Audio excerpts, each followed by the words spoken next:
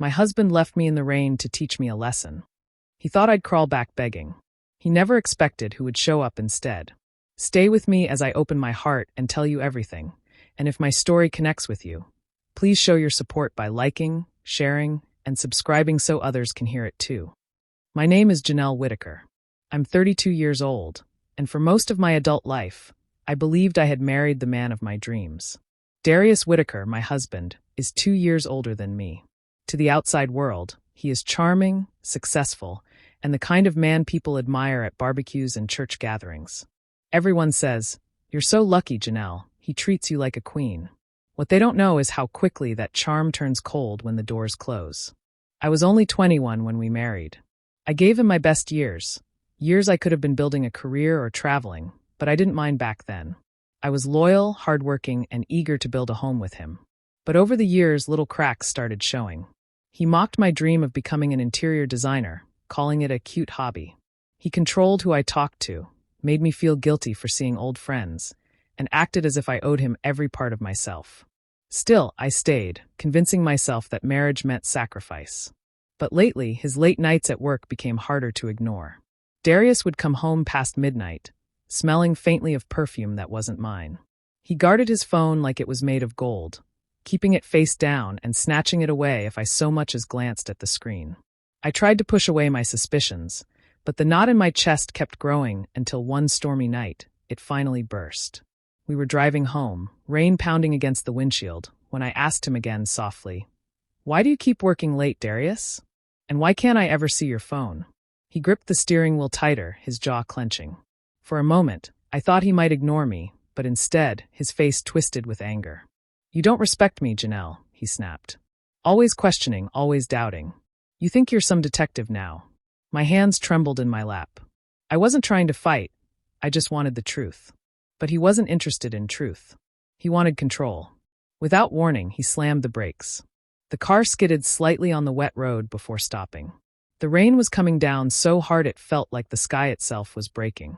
He turned to me, eyes blazing, and said, "Get out. Right now." I stared at him in disbelief. "Darius, it's pouring. Please, just take me home." But he leaned over, unlocked the door, and hissed, "You need to learn some respect. Maybe walking in the rain will remind you who's in charge." The words cut deeper than the cold rain ever could. I stepped out, my clothes instantly drenched, my hair sticking to my face. As the car door slammed and his taillights disappeared into the storm, I stood there trembling, not just from the chill, but from the realization that the man I had given my life to was willing to throw me away like I meant nothing. That night, on that empty road, everything I thought I knew about love and marriage shattered. The rain fell so hard it stung against my skin, soaking me until I felt heavier with every step. My shoes squished with water as I trudged down the lonely country road, the night air sharp against my drenched clothes. Each gust of wind pushed the rain sideways, making it harder to keep moving forward. My body shivered, but it wasn't just from the cold, it was from the shame. Shame that I had let myself end up here, tossed out of my own husband's car like a piece of trash. The sound of my footsteps splashing in puddles echoed in the darkness, the road stretching on like it had no end. My heart pounded, not just from walking, but from replaying the fight again and again. His face twisted with anger. His words, "You need to learn respect." That voice still rang in my ears as the rain dripped from my eyelashes. But as I walked, my mind pulled me backward, to a time when Darius was a completely different man.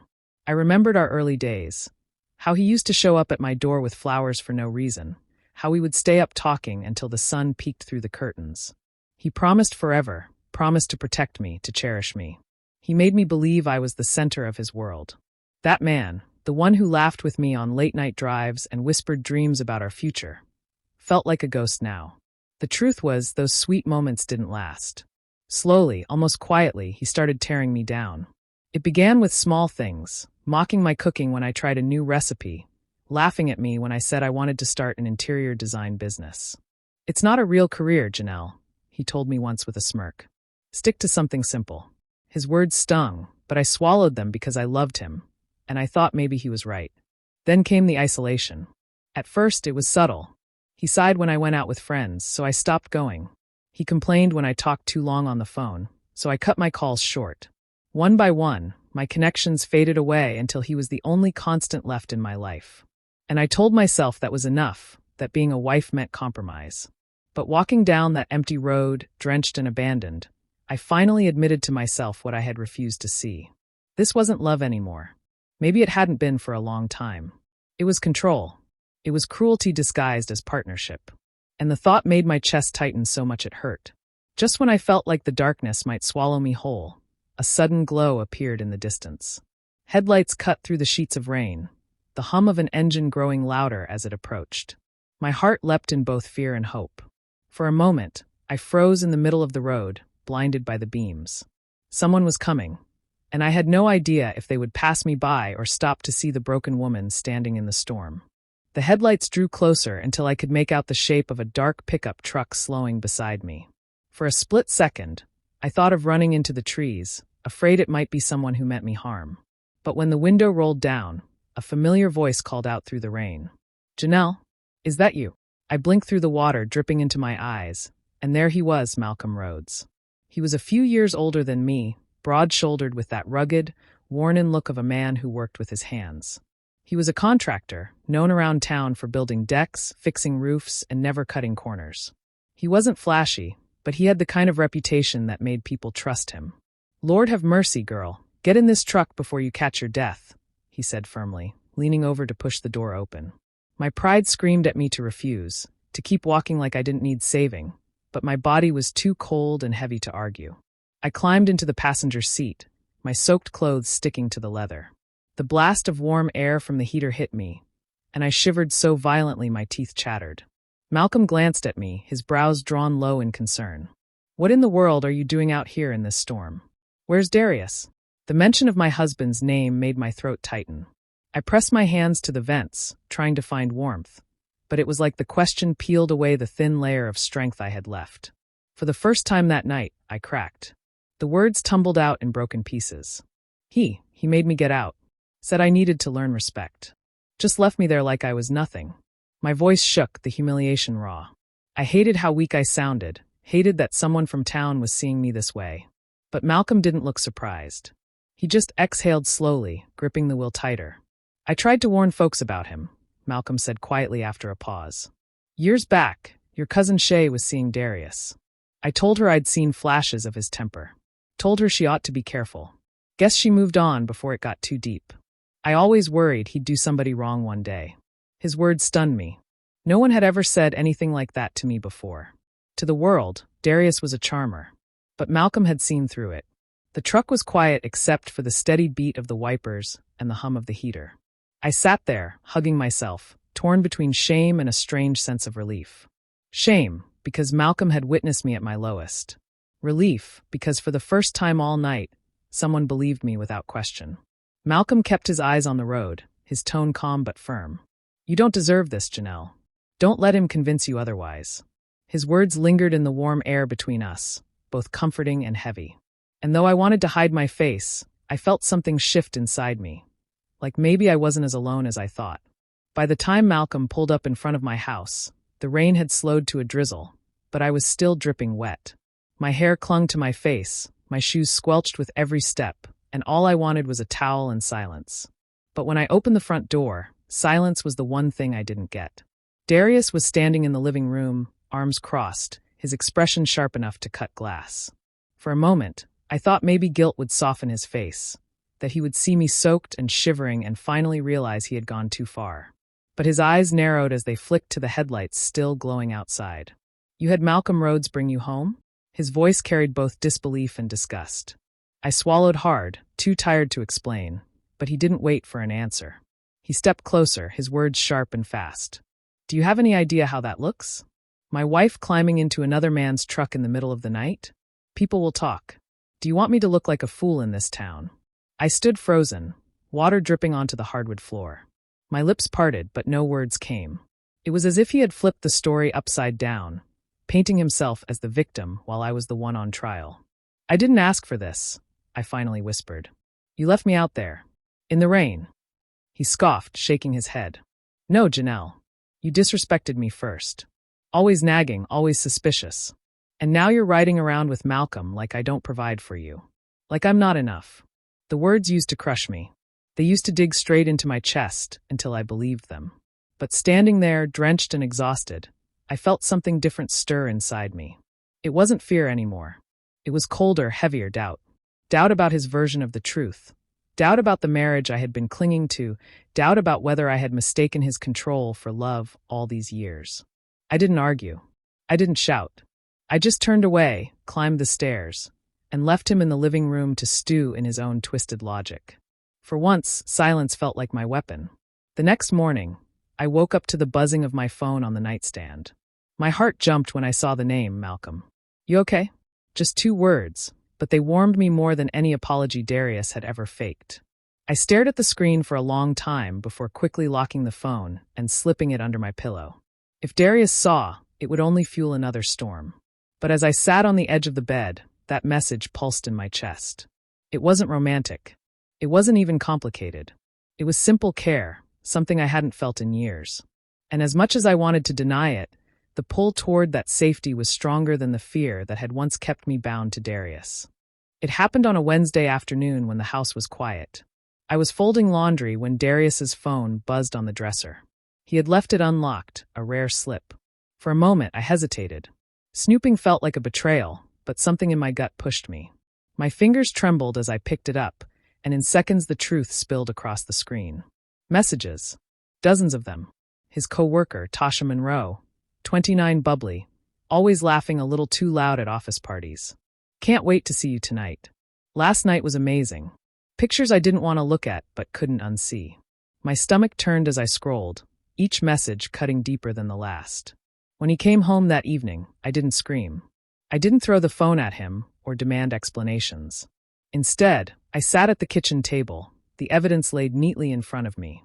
He glanced at the screen, then at me, and shrugged like it was nothing. "You went through my phone?" he said, his tone dripping with annoyance. "You're unbelievable, Janelle. Always checking, always questioning. No wonder I get tired of you. You're too needy." The words should have shattered me.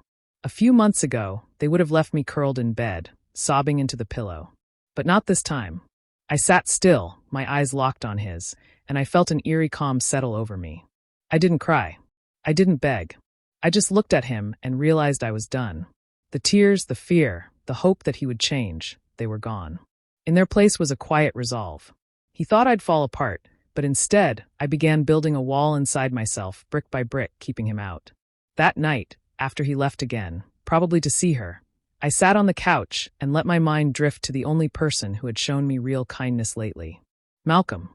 His steady voice, his calm presence, the way he didn't judge or make excuses. For years, I had convinced myself no one would believe me, that I was trapped. But Malcolm's care had planted a seed. Maybe I wasn't trapped. Maybe I could start over. The next morning, I made a quiet call to my cousin Shay. She listened without interruption, then gave me the number of a lawyer she trusted. My hands shook as I wrote it down, but my heart beat with a strange new rhythm. Hope. Later that week, I slipped out while Darius was at work and walked into a small office downtown. The lawyer, a sharp woman with kind eyes, slid papers across the desk and explained my options. I nodded, absorbing every word. For the first time in years, I felt control shifting back into my hands. I left the office with documents tucked safely in my purse, my steps steady. I wasn't free yet, but I had taken the first step. And once you take that first step, there's no turning back. I didn't know why I dialed his number, but when Malcolm answered, his steady voice felt like a lifeline. My words stumbled at first, but soon the dam broke. I told him everything. How I had caught Darius cheating with Tasha, how the insults had chipped away at me for years, how being thrown out in the rain wasn't even the worst of it. There was silence on the line, but not the heavy, judgmental kind. Malcolm let me talk until my throat ached. When I finally fell quiet, he said softly, "You don't owe him your suffering, Janelle. But whatever you decide, I'll respect it. Just know you've got someone in your corner." That simple assurance steadied me in a way I hadn't expected. He didn't tell me to leave, didn't press for decisions. He just listened, like he believed my pain was real without needing proof. That, more than anything, gave me courage. I began keeping records. At night, when Darius fell asleep, I scrolled through his phone again, saving screenshots of his texts with Tasha. I hid them in a secret folder on my laptop. When he yelled at me, calling me lazy, stupid, ungrateful, I kept my phone nearby, quietly recording. And when the bank statements arrived, I tucked copies into a folder, circling the charges from restaurants and hotels that I knew weren't for me. Each piece of evidence felt like a stone in my pocket, weighing me down but also giving me power. Proof that I wasn't crazy, that I wasn't imagining his betrayal. Darius, of course, noticed the shift. He wasn't used to my silence. Whenever he lashed out, I no longer broke down or begged for peace. Instead, I listened quietly, my face calm. That scared him more than my tears ever did. "You've been distant," he said one evening, his eyes narrowing as he studied me. "What's going on with you?" I forced a small smile and shook my head. "Nothing. Just tired, that's all." But inside, my mind was racing. I couldn't let him see the truth. If he caught even a hint of my plans, he'd tighten his grip. So I played the part of the dutiful wife, cooking his favorite meals, folding his shirts just the way he liked, nodding at his stories as though I was still hanging on every word. It was an act, a mask I wore every day, but behind it I was building something stronger. Revenge wasn't about screaming in his face or throwing him out the way he had done to me. No, mine would be quieter, sharper. It would come when he least expected it, when the world he thought he controlled crumbled under the weight of his own lies. Every time I slipped another paper into my folder or replayed a recording, I felt a spark of strength growing. For years, he had taken everything from me, my confidence, my friendships, my dreams. But now I was taking something back, my power. And soon, he would realize he no longer had control. The dining room smelled of roasted chicken and cornbread, the kind of Sunday meal that usually brought comfort. Both sides of the family sat around the long table. My parents, his mother, his sisters, all chatting as if nothing in the world was wrong. Darius sat at the head, confident as always, wearing that polished smile that fooled everyone. But under the table, my hands clutched the folder I had carried in with me. My pulse beat so loud I thought it might give me away. Halfway through dinner, while plates were being passed, I cleared my throat. "There's something I need to share," I said. My voice was steady, but my chest felt tight. The chatter died down. All eyes turned toward me. I pulled the folder onto the table and spread its contents like cards in a game no one wanted to play. Printed screenshots of messages between Darius and Tasha. Receipts from hotels and restaurants. Bank statements with charges highlighted in red. And finally, my phone, already queued to play the recordings. The room grew heavy with silence as I pressed play. Darius's voice filled the space, sharp and cruel. "You're worthless, Janelle. No wonder no one takes you seriously." My mother's hand flew to her mouth. My father, who had always insisted Darius was just stressed from work, stared at the table, shame flickering across his face. Darius's chair scraped back as he shot to his feet. "You set me up," he roared, pointing at me. "Digging through my private things, recording me like I'm some criminal. You're the problem, Janelle, not me." But this time I didn't flinch. I looked at him calmly, even as he raged. My voice was cool, almost quiet, but it carried through the room. "The problem, Darius, is that you thought you could keep lying and breaking me down without consequences. But everyone sees you now for who you really are." He pounded his fist on the table. His mother gasped, trying to calm him, but I didn't let the moment slip. I straightened my back, held my chin high, and delivered the words I had been waiting to say. "I've already filed for divorce." The silence that followed was louder than his shouting. His eyes widened, the blood rushing to his face as if the ground had slipped beneath him. He scanned the table, searching for someone to defend him, but no one spoke. Not even his sisters, who usually rushed to smooth things over. The humiliation was too much for him to bear. With a snarl, he grabbed his jacket from the back of his chair and stormed out, the slam of the front door echoing through the house. For a long moment, no one moved. The evidence still sat on the table, undeniable, and the storm he left behind slowly settled into an uneasy quiet. I gathered my papers, slid them back into the folder, and stood. For the first time in years, I felt taller. Calm. Defiant. The chains had finally cracked, and everyone had seen the truth. The boxes were stacked by the door of my new apartment, the scent of fresh paint still clinging to the walls. It wasn't much. 2 bedrooms, a balcony that looked out over the street, creaky floors in the kitchen. But it was mine. For the first time in years, the air I breathed felt light. My parents had helped me haul in dishes and blankets, while Malcolm, quiet as always, carried the heavy furniture without complaint. He didn't ask for thanks, but I caught the way his eyes softened when he saw me smile in my own space. But Darius wasn't finished. He never imagined I'd actually go through with leaving, And once reality sank in, he came at me with every trick he knew. At first, it was the sweet talk. Late-night calls where his voice dripped with sugar. "Baby, I made a mistake. You know you're the only one for me. Let's start over." He sent flowers to my building, left voicemails about the good times, reminding me of our first dates and anniversaries. A year ago, I might have melted. Now, I let every bouquet wilt untouched. When charm failed, threats followed.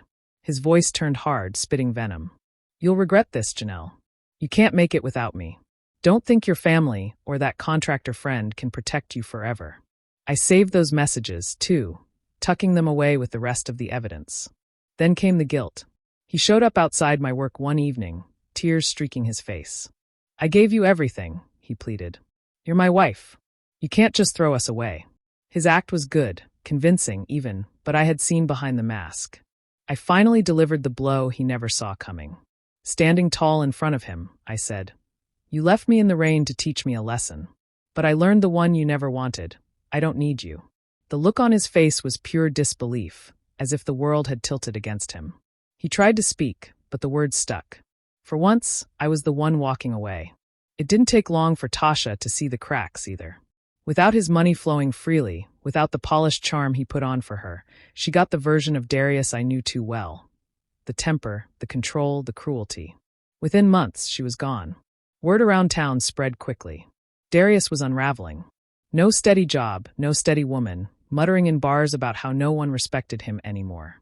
The man who had once strutted with confidence was now a shadow, circling the same old patterns until even his friends drifted away.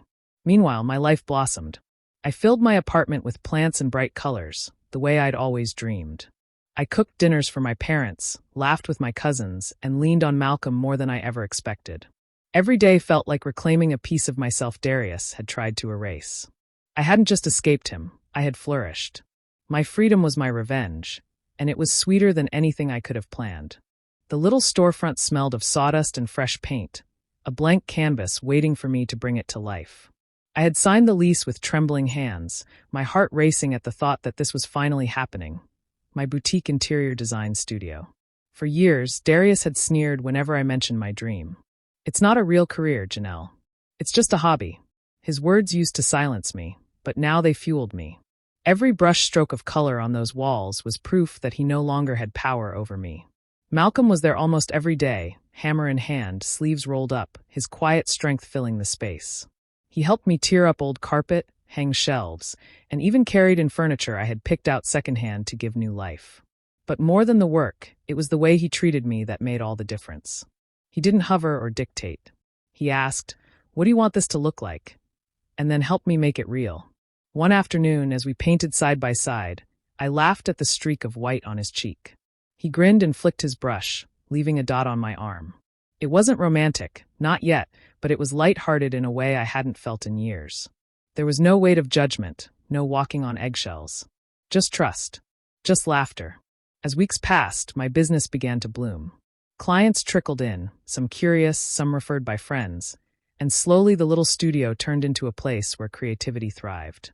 My staff grew, 2 assistants who believed in me as much as I believed in myself. Every day I unlocked the front door, I felt a rush of pride. This was mine. But of course, Darius wasn't done. He showed up one afternoon, swagger in his step like he still had a claim on me. My employees froze as he barged through the door, his voice loud enough to draw the attention of clients browsing swatches near the window. "So this is what you left me for? A little hobby shop?" he sneered, his eyes scanning the studio. I didn't shrink back the way I once would have. Instead, I folded my arms and smiled, not kindly, but with the sharp edge of someone who had already won. "This hobby is paying my bills," I said clearly, loud enough for everyone to hear. "And unlike you, it doesn't cheat, lie, or throw me out in the rain." A ripple of laughter moved through the room. My staff exchanged glances, the clients whispered, and Darius's face reddened. For the first time, he was the one standing small while I stood tall.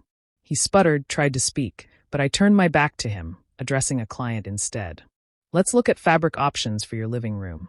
The message was clear. He was no longer part of my world. And as he stormed out, I felt nothing but freedom.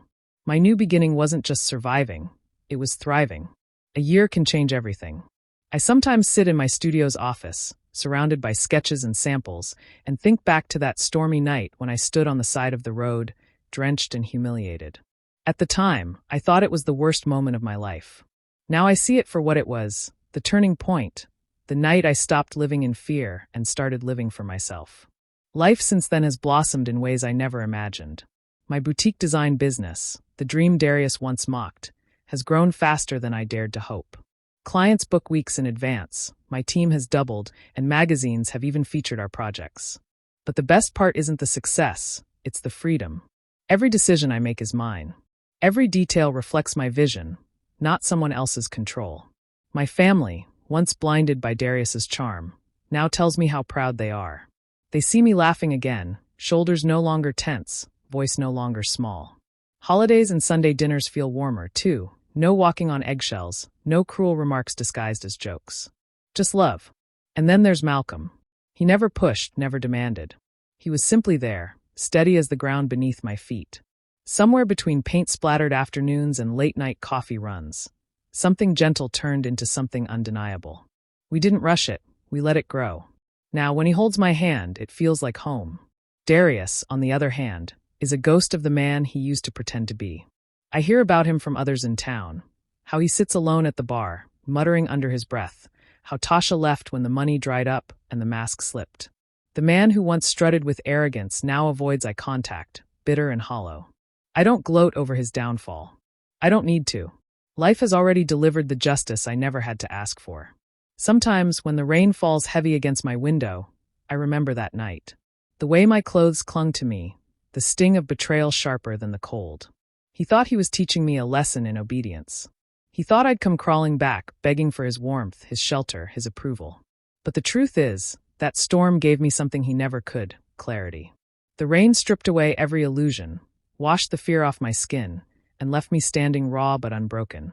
Now, I can say it without bitterness, without pain, just with certainty. He thought leaving me in the rain would break me. Instead, it washed him out of my life forever. Do you believe Janelle was right to finally walk away and build a new life? Or do you think she should have given Darius another chance? Share your thoughts in the comments below. I'd love to hear your perspective. And if stories like this inspire you, make sure to hit subscribe and tap the notification bell so you never miss the next one.